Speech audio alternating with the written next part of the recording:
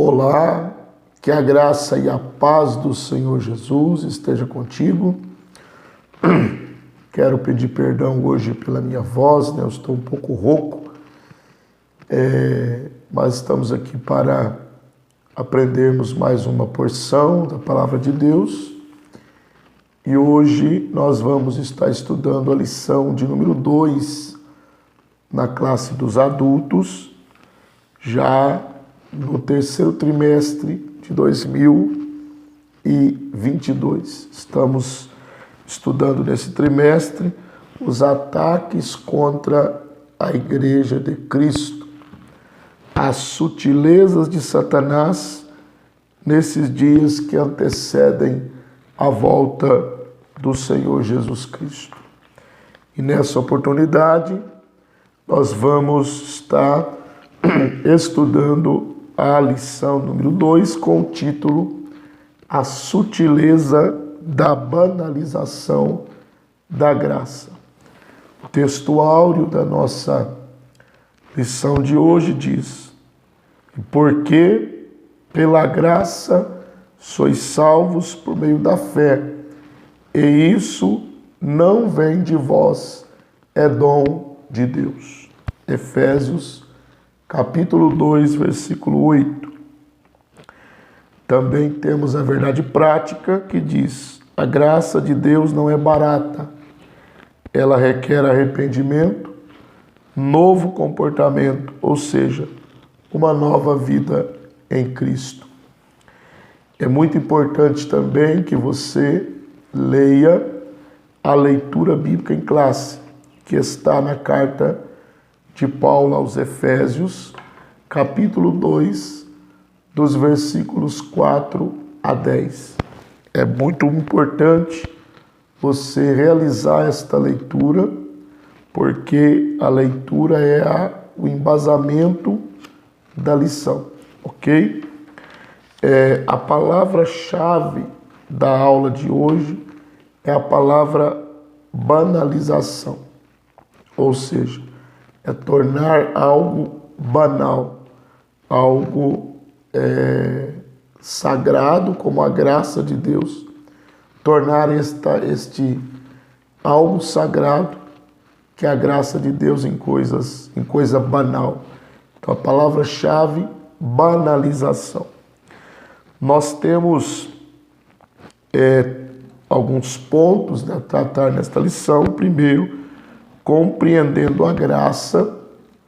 Nós vamos compreender a graça de Deus, que é a graça de Deus. O segundo ponto, a graça no contexto bíblico. Vamos ver aqui a necessidade da graça e também a extensão da graça. No ponto 3, a graça no contexto da reforma. Vamos ver como que os reformadores eles resgataram a doutrina da graça na igreja medieval da época da reforma no século XVI. E também, por fim, ponto 4, a graça no contexto contemporâneo. Vamos ver a graça barateada e o valor da graça, ok? Então fique ligadinho aí. Peço perdão mais uma vez pela minha voz, mas nós precisávamos gravar esta aula hoje. Que Deus abençoe cada um que já está por aqui vendo este vídeo. Se você ainda não é inscrito, eu quero convidar você a inscrever-se neste canal e também nos ajudar aí com o like, o joinha, lógico, após você ter analisado o meu conteúdo. Se você não gostar, deixa o dislike também, não tem problema. Só lhe peço que nesse caso coloque nos comentários aquilo que nós precisamos melhorar. Você que já é inscrito, muito obrigado pela sua companhia semanal. Todas as semanas estamos aqui aprendendo a palavra de Deus. Então vamos para O primeiro ponto, que é compreendendo a graça. Compreendendo a graça. Subtópico 1, a graça divina. Então, a primeira coisa que nós precisamos entender é que a graça, ela é de origem inteiramente divina. Tá bom? A graça bíblica, você só encontra em Deus. Em lugar nenhum você encontra a graça divina e em nenhum outro ser no universo. A graça, ela é inteiramente de origem divina. Tá bom? 1 Coríntios, capítulo 1, versículo 21, diz: aprove a Deus salvar os homens. Ou seja, foi do prazer de Deus salvar os homens graciosamente. Então, portanto, a graça é de origem divina. E sabendo disso, chegamos à conclusão de que ninguém pode salvar a si mesmo. Então, o pelagianismo e também, por que não dizer, o semi-pelagianismo, são condenados com esta expressão, né, do pastor José Gonçalves, baseada na Bíblia, logicamente. Ninguém pode salvar a si mesmo. A salvação vem do Senhor e somente dele. Por que ninguém pode se salvar a si mesmo? Porque Romanos 3:10 diz que não há um justo, nenhum sequer. Romanos 3:23 diz que todos pecaram e destituídos estão da glória de Deus. Então não há ninguém que possa se auto-salvar, porque ele está em pecado, né? Ele vive em pecado. Isaías 64:6 fala uma coisa muito importante, que as nossas justiças, e olha que coisa interessante, tá? Não são as nossas injustiças, mas as nossas justiças são para ele como trapos de imundícia. Isso mostra que ninguém tem o poder de se auto-salvar. Então a graça, ela é imerecida, né? É o favor imerecido. E aqui vale ressaltar uma diferença entre graça e misericórdia. Para um leitor desatento, talvez ele caia no erro de achar que são duas palavras, são dois sinônimos, mas não são. O que é a graça? Graça é o favor imerecido. É aquilo que você não merece, aquilo que Deus te dá, no caso a salvação, sem nós merecermos. E a misericórdia, pastor? A misericórdia é quando Deus não te dá aquilo que você merece. É o contrário, né?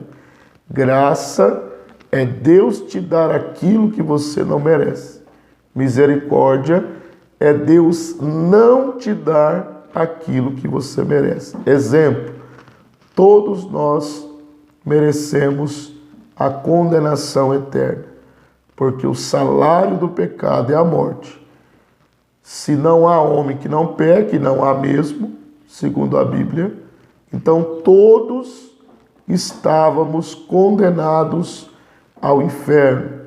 Mas Deus graciosamente nos livrou e não nos deu isso que nós merecíamos, que é a condenação eterna. Então isso é misericórdia. Ok? Terminamos então este primeiro ponto.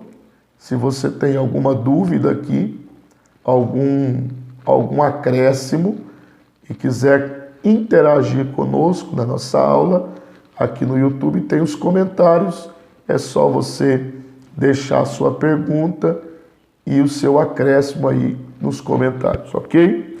Então vamos para o ponto 2.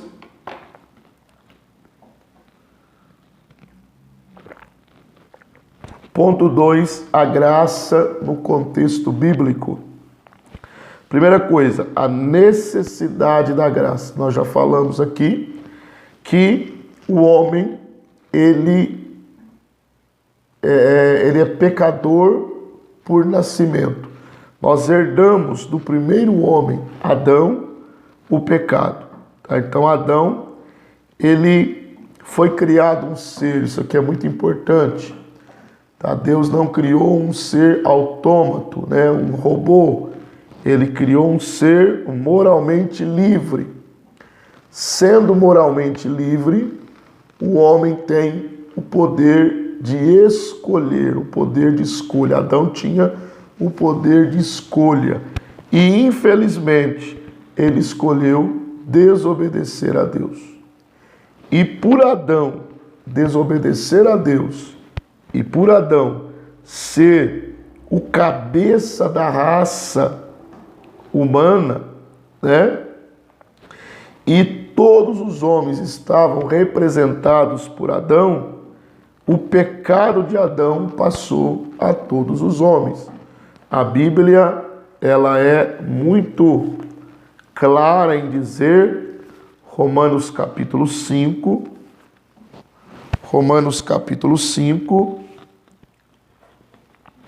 e versículo de número 12, olha o que a Bíblia diz. E pelo que por um homem entrou o pecado no mundo, e pelo pecado a morte, assim também a morte passou a todos os homens, por isso que todos pecaram. Então aqui é a prova de que o pecado, de que todos são pecadores, de que o pecado de Adão passou para nós. Por quê? Porque o pecado trouxe a morte. Se todas as pessoas morrem, né, com exceção, logicamente, dos que forem arrebatados vivos no dia do arrebatamento, geralmente, de uma forma genérica, todos vão morrer. Ao homem está ordenado morrer uma vez só. Então, se todos morrem, é prova de que todos pecaram, de que o pecado passou a todos os homens. Então, uma das consequências advindas da queda foi a necessidade da satisfação da justiça divina. Então, por isso, a justiça de Deus exige a punição do pecado. Então, aqui eu quero fazer uma ressalva, né? Porque muitos talvez podem entender da seguinte forma: Deus, ele perdoou o pecado, né? E ficou por isso mesmo. Não. A justiça de Deus foi satisfeita em Cristo. A justiça de Deus foi satisfeita em Cristo. Em Cristo Jesus, nós vivemos, recebemos a justificação. A Bíblia diz, né, que o ser humano é justificado pela fé. Então, a justiça de Deus exigiu uma punição e Cristo foi punido para satisfazer a justiça de Deus. Então, acho muito interessante, porque em Cristo foi vingada, digamos assim, né, a honra de Deus. Não sei se essa é uma expressão certa, mas foi vingada a honra de Deus, né? Deus ele se satisfez com a justiça de Cristo, com a morte de Cristo, trazendo justificação a todos os homens. Ponto 2 aí, subtópico 2, a extensão da graça. Então, lá em 1 Timóteo, capítulo 1, 1 Timóteo, capítulo 1, versículo 2 e 4, ela é uma prova, esse texto é uma prova de que a graça é para todos, tá? Por quê? Olha o versículo 3, porque isto é bom e agradável diante de Deus, nosso Salvador, que quer que todos os homens se salvem e venham ao conhecimento da verdade. Então, qual é a vontade de Deus? Que todos os homens se salvem, que todos sejam salvos. Então, a graça, ela é para todos. Então, a extensão da graça é universal. Mas aqui é preciso uma ressalva. A graça, ela é universal, mas ela não é universalista, tá bom? Porque há uma doutrina herética chamada universalismo. E o universalismo apregoa que no fim todos serão salvos, que a graça de Deus alcançará a todos, até Satanás será perdoado e salvo no final dos tempos. Isso é uma heresia, porque nós vemos claramente nas Escrituras que nem todos serão salvos. Se você for olhar em Apocalipse, você vai ver que algumas pessoas serão lançadas no lago de fogo.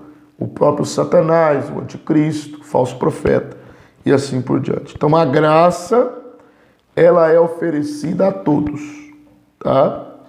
Só que ela só é eficaz na vida daquele que crê.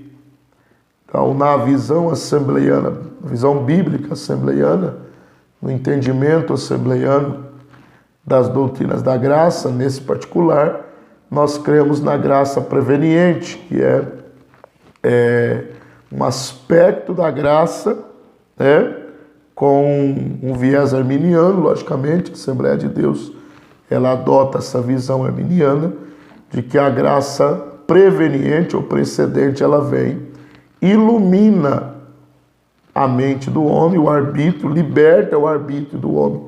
E agora ele é capaz de escolher a Cristo crendo e se arrepender. Então a fé e o arrependimento são respostas humanas ao convencimento do Espírito Santo no coração do pecador.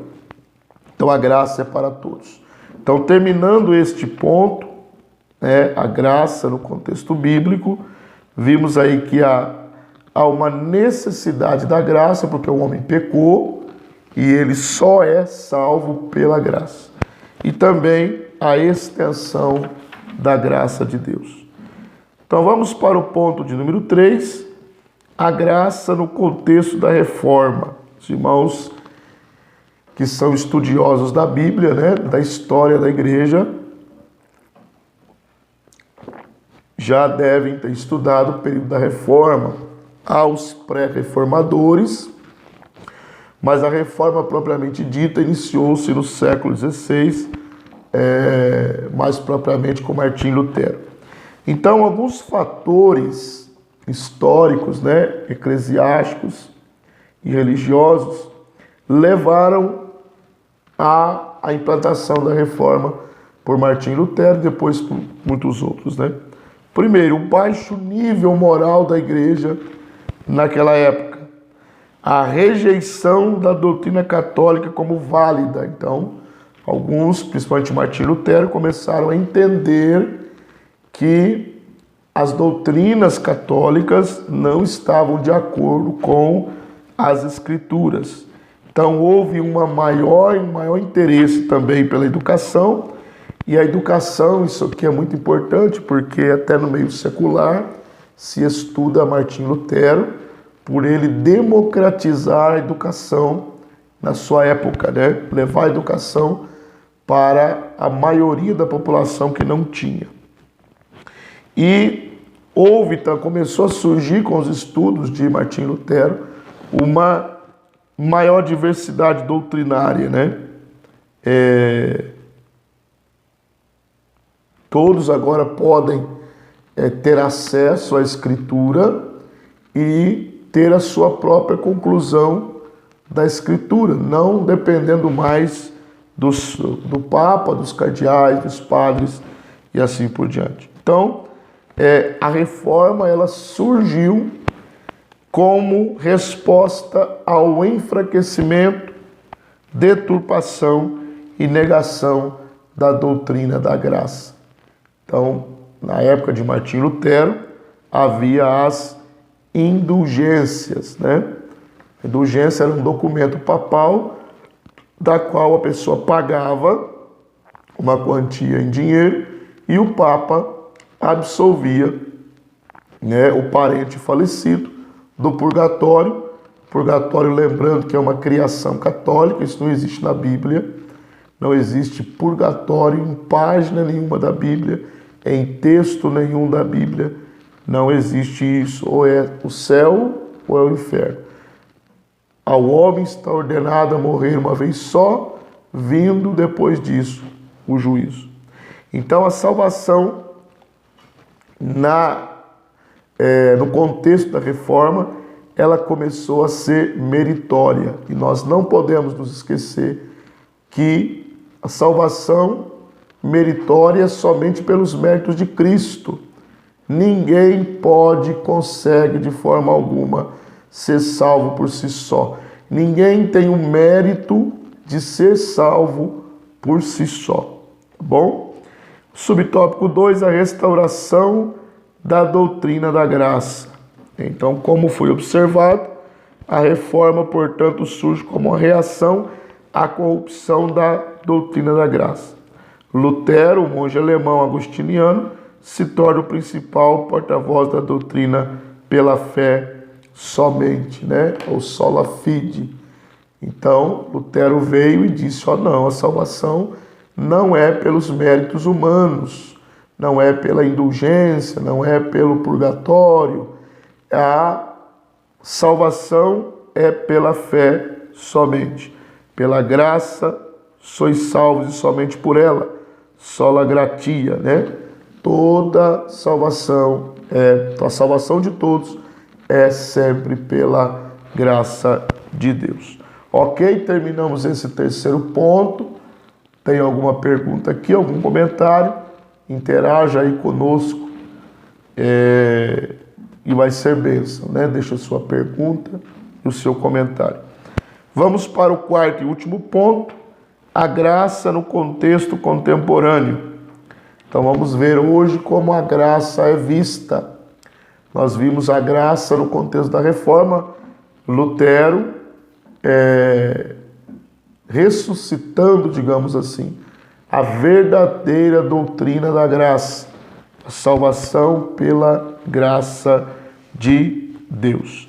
Então aqui nós vamos ver que a graça no contexto odierno, ela está barateada.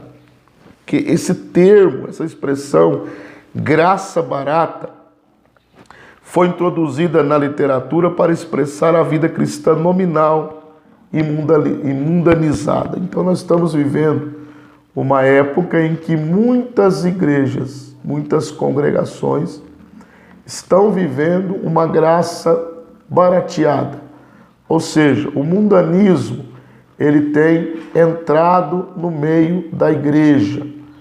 O secularismo, o materialismo tem entrado no meio da igreja e muitas comunidades evangélicas pensam que podem viver uma vida mundanizada porque são salvos pela graça. É um falso entendimento da graça, porque Paulo, ele diz o seguinte, ele diz que a graça de Deus, ela nos livra, na verdade, do pecado e não nos autoriza a viver no pecado.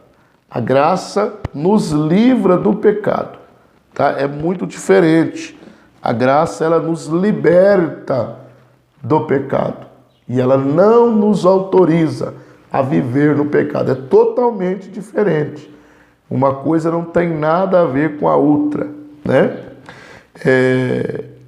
E aqui o pastor José Gonçalves, ele coloca um texto muito interessante. Ele diz assim: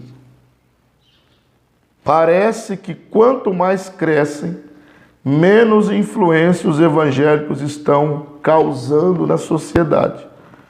Urge voltar para o evangelho da genuína graça de Deus. Então nós estamos aí vivendo um crescimento, né, vertiginoso aí do Evangelho, um crescimento expressivo, porém, parece que quanto mais a igreja cresce, que na verdade não é um crescimento, é um inchamento, é um inchaço. Quanto mais a igreja cresce, mais os evangélicos odiernos estão se afastando da verdadeira graça de Deus. Então nós precisamos voltar, resgatar o evangelho da graça de Deus. Não é aquele evangelho que massageia, né, o ego humano, que aquele evangelho que passa a mão na cabeça do pecador e diz: pode continuar pecando, porque você vive no tempo da graça. Esta é uma heresia horrível que vai levar, já levou e levará ainda muita gente ao inferno, porque a graça de Deus, ela é para nos libertar do pecado e não para nos conduzir a andar, nos influenciar a andar no pecado.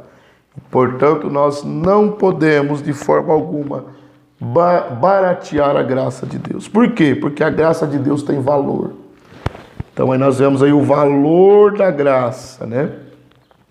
1 Coríntios 7, 23, na versão Nova Almeida atualizada, diz: vocês foram comprados por preço.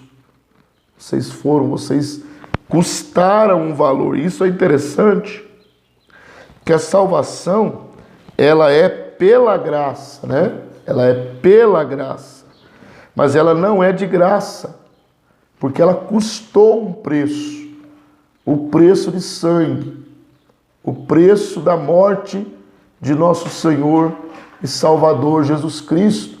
Então a graça, a salvação, ela não é de graça, porque ela já foi paga, ela é de graça para nós, mas ela foi paga por Cristo na cruz do Calvário. Então não há mérito humano.